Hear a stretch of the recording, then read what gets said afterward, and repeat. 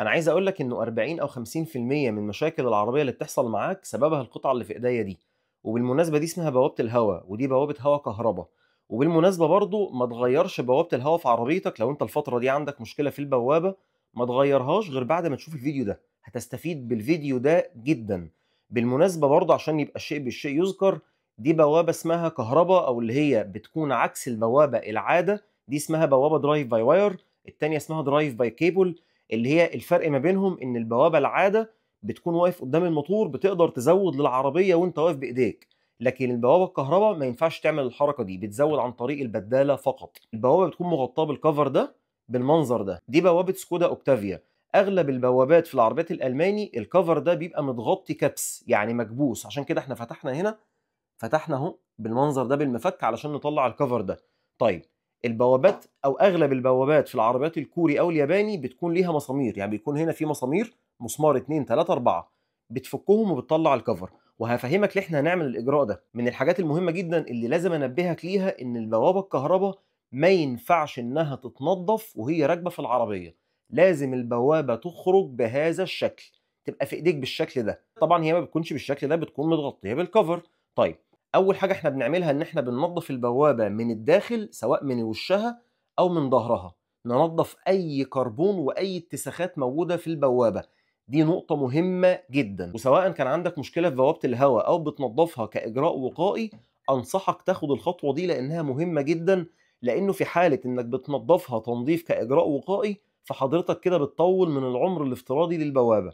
وفي حالة انك عندك مشكلة في البوابة، انا باكد لك انه بنسبة 90% 90% بوابتك بالحركة اللي احنا هنعملها دي هترجع زيرو. مبدئيا كده الشكل اللي انت شايفه جوه ده هو اللي في البوابة العادة. البوابة العادة بيكون عندنا ايدل فالف، وبيكون عندنا تي بي اس راكبين على البوابة من بره. قال لك طيب احنا هنعمل دمج للايدل فالف وللتي بي اس جوه البوابة. وبالفعل الترس ده، الترس الاسود ده، هو ده الايدل فالف. بص حركته بيتحرك ازاي لما احنا نيجي نحركه.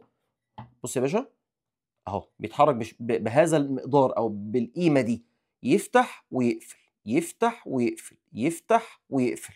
طيب، ده كده الايدل فالف. طيب فين بقى التي بي اس؟ بص يا سيدي الفاضل، التي بي اس اهو.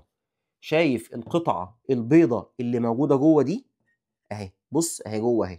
القطعه البيضاء اللي موجوده جوه دي بتتحرك على شريحه زي العوامه بتاعه البنزين. هو ده التي بي اس. حضرتك لما بتضغط على البداله بتبدا البوابه دي انها تتحرك، وبالتالي بيبدا التي بي اس. بص، بص التي بي اس، بص بيتحرك ازاي اهو. انا مش عارف انتوا اخدتوا بالكم اهو. بص يا باشا اهو، شايف بيتحرك ازاي؟ فحضرتك بكل بساطة لما بتضغط على البدالة تحت رجلك بتبدأ البوابة انها تتحرك، وبالتالي بيبدأ التي بي اس انه يتحرك اهو. بص التي بي اس، القطعة البيضاء الصغيرة اللي جوه دي، بص اتحركت اهي. شايف بقى الجزء الشريط الاسود اللي تحتها الخفيف ده؟ هو ده العلام بتاع التي بي اس، لانه من خلال القراءة دي هو بيبعت القراءة دي للكنترول. طيب ده معناه برضو بالمناسبة ان البدالة اللي تحت رجلك دي بدالة هواء، مش بدالة بنزين. فبناء على المقدار اللي التي بي اس بيستشعره بناء على دوسة رجليك، فيقوم التي بي اس او القطعه البيضاء الصغيره دي تبعت اشاره للكنترول تقول له ان البوابه مفتوحه مثلا بمقدار قد كذا، الزاويه بتاعتي دلوقتي قد كذا، فرش لي بنزين جوه الغرف بمقدار قد كذا. وزي ما قلت لك اهو، بنرجع تاني لنفس النقطه، انه البداله اللي تحت رجلك ما اسمهاش بداله بنزين، اسمها بداله هواء. الاسم العلمي بدالة هواء. انت بتتحكم في مقدار الهواء اللي بيدخل للبوابة، مش مقدار البنزين. انت مالكش تدخل في كمية البنزين اصلا. فتحنا الكفر بتاع الشريحة. كل اللي انا طالبه منك سنة شحم بسيطة اهو على ايديك او على انفك ايا كان. وتعالى على الترس ده كده اديله سنة بسيطة قوي شحم. وتعالى على الترس الصغير ده كمان اديله سنة بسيطة قوي شحم اهو. الايدل فالف اهو اللي احنا بنشحمه وبيحرك الترس الكبير ده. يقوم الترس الكبير يحرك البوابة او جسم البوابة او جسم الخانق، فيبدأ يمر الهواء. وبناء عليه وانت بتدوس نفس الدوسة دي، التي بي اس اللي جوه ده بيتحرك.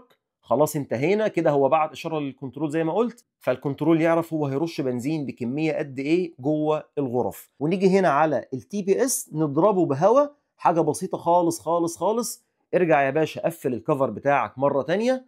خلاص انتهينا، قفله. سواء كان الكفر ده برباط باربع مسامير، او ان الكفر زي السكودا مثلا او الاودي او الجيتا انه بيتقفل بالشفف دي، بتفتح الشفف دي وبتقفل الكفر جوه الشفف دي، وترجع تقفل الشفف دي تاني باي مفك كده، حاجه بسيطه، داير ما يدور خلاص الكفر اتقفل وزي الفل، ورجعت بوابتك زيرو. واخر خطوه هتعملها بعد ما تركب البوابه بتاعتك في العربيه انك هتعمل ثروتل ادابتيشن او كودنج، انك بالبلدي هتكود البوابه علشان تعرف الكنترول او تقول له يا كنترول احنا النسب بتاعتنا هنرجعها للستاندرد من تاني، فيبدا الكنترول انه يعمل اعاده معايره للايدل فالف، انه يظبط الترس ده، انه يفتح جسم البوابه او الفلابنج بتاع البوابه بنسبه صحيحه علشان ما تبقاش العربيه معاك عاليه قوي او واطيه قوي. بس كده، دي كانت اهم التريكات اللي موجوده في بوابه الكهرباء، واللي انصحك انك تعملها خصوصا لو كان عندك مشكله في البوابه بتاعه العربيه.